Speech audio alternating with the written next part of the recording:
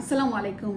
আমি অ্যাডভোকেট আফরোজা শারমিন। আজ আপনাদের সাথে একটি বিষয় নিয়ে আলোচনা করব। বিষয়টি হলো বিয়ে রেজিস্ট্রেশন কেন জরুরি এবং কিভাবে করবেন। বিশেষ করে নারীর অধিকার রক্ষায় বিয়ে রেজিস্ট্রেশন করা অত্যন্ত গুরুত্বপূর্ণ।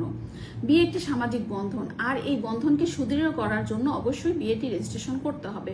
অনেকের প্রশ্ন আসে যে আমরা যে কোনো উপায় বিয়ে করছি, বাট রেজিস্ট্রেশন করা কেন জরুরি, কেন আমাদেরকে রেজিস্ট্রেশন করতে হবে। বিয়ে রেজিস্ট্রেশনটি করতে হবে বিয়ের বৈধতা প্রমাণের জন্য। আইনগত যে প্রমাণ আছে সেই প্রমাণের জন্য বিয়ে রেজিস্ট্রেশন করতে হবে। এছাড়াও দেনমোহর, ভরণ পোষণ, বহু বিবাহ রোধের ক্ষেত্রে, এছাড়াও কেউ যদি বাইরে যেতে চায় তার পাসপোর্ট, ভিসা বা বিদেশ গমনের ক্ষেত্রেও বিয়ে রেজিস্ট্রেশনটি অত্যন্ত গুরুত্বপূর্ণ। তার থেকেও বেশি গুরুত্বপূর্ণ হচ্ছে তালাকের ক্ষেত্রে। তালাকের ক্ষেত্রে কিন্তু অবশ্যই আপনাকে বিয়ের যে নিকাহনামা, এই নিকাহনামাটি নিয়ে আসতে হবে।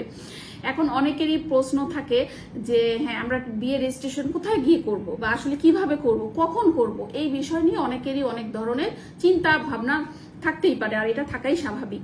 প্রকৃত অর্থে বিয়ে রেজিস্ট্রেশন মুসলিম আইন অনুযায়ী করতে হবে একজন রেজিস্ট্রার কাজীর কাছে গিয়ে।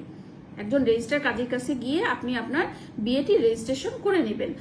বিয়ের আসরেও করতে পারেন অথবা বিয়ের কিছুদিন পরেও করতে পারেন, তবে রেজিস্ট্রেশনটি আপনাকে অবশ্যই করতে হবে। রেজিস্ট্রেশনের সময় বর কনের ছবি লাগবে, এছাড়াও তার সাথে লাগবে আপনার এনআইডি কার্ড বা জন্ম নিবন্ধন সনদপত্র।